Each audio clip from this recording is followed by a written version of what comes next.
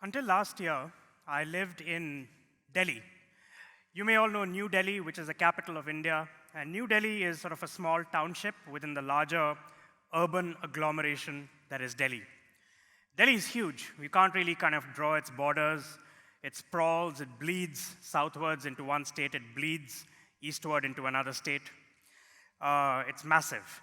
46 million people live within this large urban area. It produces a GDP of around $129 billion a year.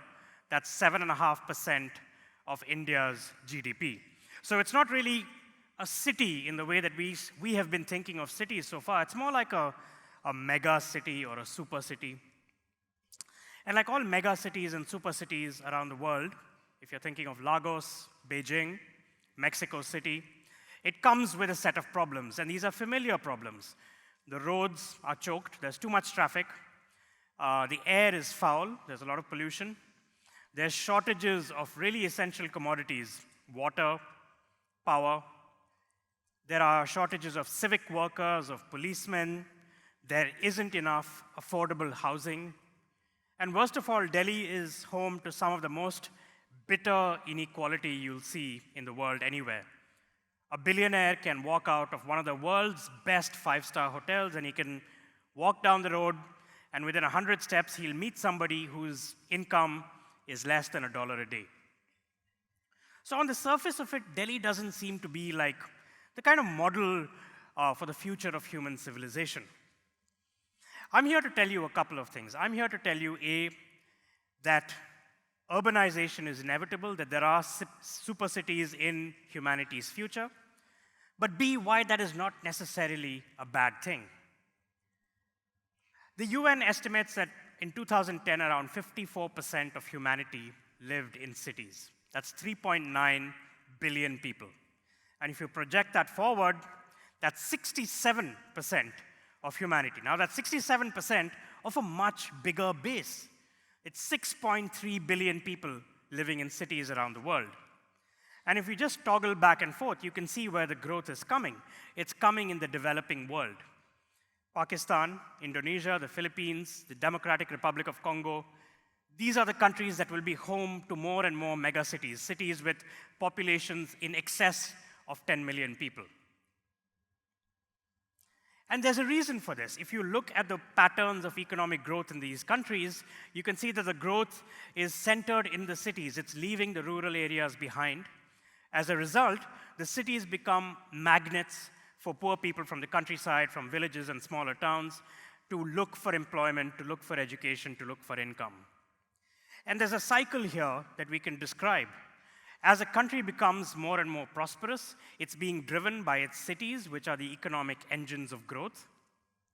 And concurrently, as the cities drive their economies more and more, the countries prosper, and so it goes in a loop. Almost every single middle-income country in the world reached that status by being at least 50% urbanized.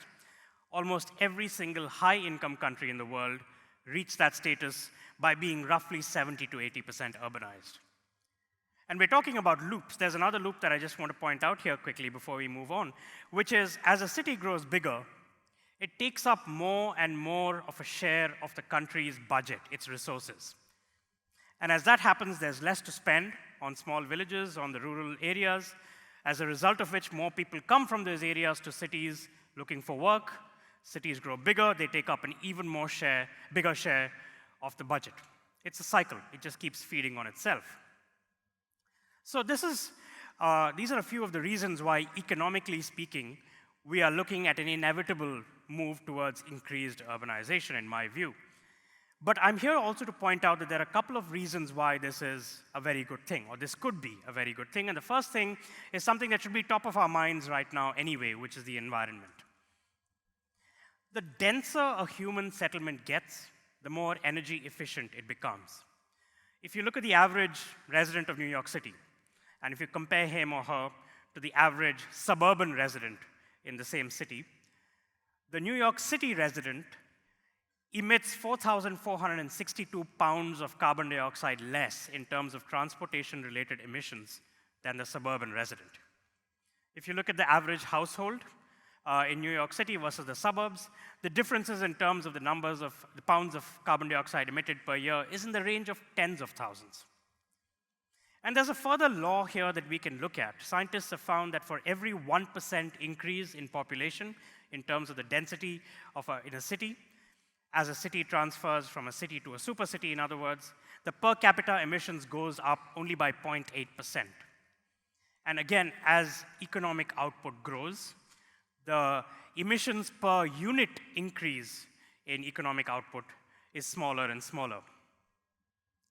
Jane Jacobs, the urban anthropologist and sociologist, she observed many decades ago that cities are hubs for innovation and invention. Breakthroughs in sciences and the arts, they happen because there is an increased interaction with other human beings in the density of cities. The Santa Fe Institute in the US tracks a phenomenon called urban metabolism. And it finds that as cities grow larger, the urban metabolism gets faster, so they create more, they become more innovative. And the word metabolism is really, it's a good word here because it reminds us of our own bodies, right? As our physiological metabolism increases, we get leaner and more efficient. Similarly with cities, as their urban metabolism gets quicker, they get leaner, more efficient, more productive. They create more.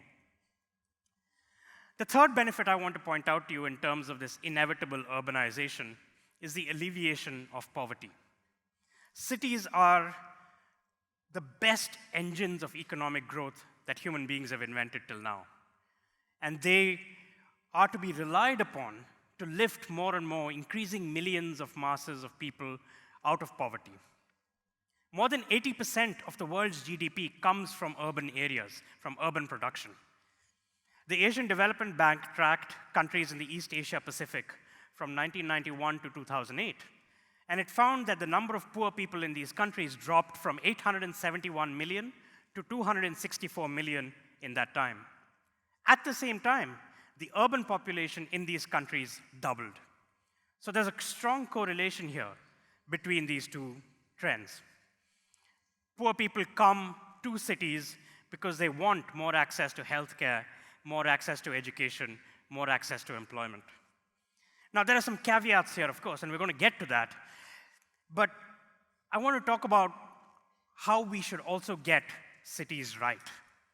I started off this talk with an example of Delhi, which is where I used to live. Delhi is a classic example of a city that hasn't planned to sustain itself. There is no sustainability built into its urban planning. For one example, there is no vertical land use allowed in the heart of Delhi. Delhi is flat at its center. There are no sort of skyscrapers, there are no high rises, as a result of which the city bloats. People commute more and more to get to places. Traffic gets worse. Public transport is overextended. Because of these reasons, and also because there are a lot of coal-fired power plants within the city's limits, the air gets worse. Delhi is the most polluted capital city in the world right now, worse than Beijing. The electricity grid is outdated. Delhi's own water supplies have dried up, and they're getting water in from further and further afield. So these are all classic ways in which Delhi has just failed to plan for an influx of people and for the future. There's a couple of ways in which we can tackle this, and one is I think cities should embrace technology more and more. You know, Uber is a great example of an industry or a technology where cities have clashed with what is an emerging rideshare technology market. Rideshare technology, driverless cars, these hold the potential to take private cars off the roads. And of course, there are sort of niggles to be worked out, there are problems to be worked out, but these are technologies that cities must take to heart. Incentivizing domestic solar panels. This is another example. If you incentivize this, the pressure on the fossil fuel-fed electric grid decreases. Vertical land use, which I talked about earlier. Again, another thing where if you incentivize it, vertical land use, vertical living is the only way in which a large number of people can live comfortably and efficiently in a small area. It's just a fact. There are other challenges which can't really be solved with technology alone, and this requires sort of good old-fashioned urban planning and just human wisdom to get past them. One is this dichotomy between false and true urbanization. True urbanization happens when a migrant goes to a city and is able to access organized, non-agricultural jobs. False urbanization is when a migrant goes to a city and cannot learn a new skill or improve his existing set of skills. We also take it for granted that cities are hubs of inequality, and maybe that's true to a certain aspect, but that shouldn't preclude planning and resource devotion to diminish that gap, diminish that inequality. And finally, we talked earlier about how cities take up more and more of their country's budgets. And while that's true, certainly, they should not be allowed to take up so much of it that the area outside the cities, the smaller villages and the smaller towns, the countryside, is neglected altogether. So why does all this matter? I mean, I went back after I moved out of Delhi last year. I went back for the first time in December, and I was driving from the airport to my aunt's house. And I was looking out of the window, and I was thinking, maybe the urban decay in Delhi is just beyond repair. I was coughing because it was so polluted. The 12-kilometer journey took me 90 minutes. While I was there, I was staying there for a week. On one day, the water supply failed. There were at least 2 power cuts. So I started to think that Delhi wasn't really helping anybody maximize his or her potential, which is what a city should do. If anything, it was getting in the way of helping people maximize their potential. But this matters, and it is important for us to believe that with vision and with a certain political will, we can get cities right. Because really, we have no choice. In this inflection point that we're living in today, at this time of great political and technological change, the only hope out for humanity right now is to make our cities work well for us. Thank you.